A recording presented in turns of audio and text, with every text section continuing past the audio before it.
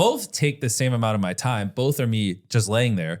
But the one in the bathtub isn't going to get any views. No one gives a fuck. The one of me laying in a tomb underground, everyone will care because it's like fucking what the fuck? This dude buried himself alive. So it like shows like theoretically it's kind of the same thing, but this idea is just in a different setting environment and will probably get 10,000 times more views. And so it shows like the importance of the idea, if that makes sense. Like it's not views or success isn't directly correlated with the effort you put in. A lot of it has to do with what is the overarching concept. And so once you kind of realize that, you just like, you're really obsessed with how do I come up with crazy, cool, original, viral ideas. And so that's what I spent most of my teenage years obsessing over. And I used to do every single day. I would brainstorm video ideas and I'd write them down. And that's how I built I have this like Google sheet with like 10,000 ideas on it. I mean, it's ridiculous. I thought of trying to sell that to YouTubers at one point because there's so many there, I could never film them.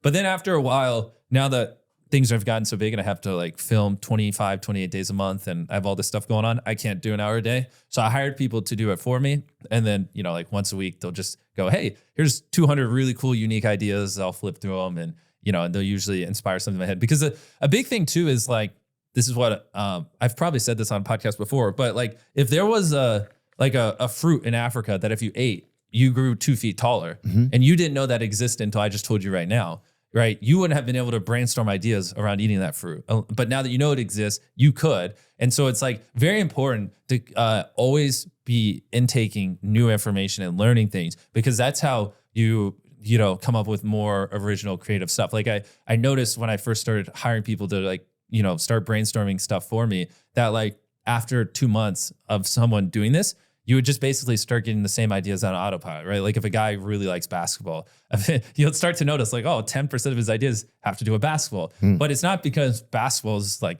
the greatest ideas or most viral thing. It's just because that's what he watches. And so, and you'll notice if someone watches baseball, now they conveniently have baseball ideas. And so what you want is you just want to get someone who you just almost like want to make them constantly learn and absorb new information. So listen to 10 different podcasts, one episode of each, not 10 of one. Listen, watch every sport, not one. And you almost have to to train people to help you come up with good ideas. You have to just train them to watch a bunch of different content and absorb information, and you'll see it come out in their ideas, if that makes sense. So first of all, you'd find somebody who you like, okay, I like this, that this person comes up with ideas. And then you'd be like, now I just need I need them to encourage them to consume different things. Yeah, it's almost like an information diet. Different ingredients to come out with a different cake or whatever. Exactly. Yeah. Got it. So you control their information diet by, information diet. That's so wild.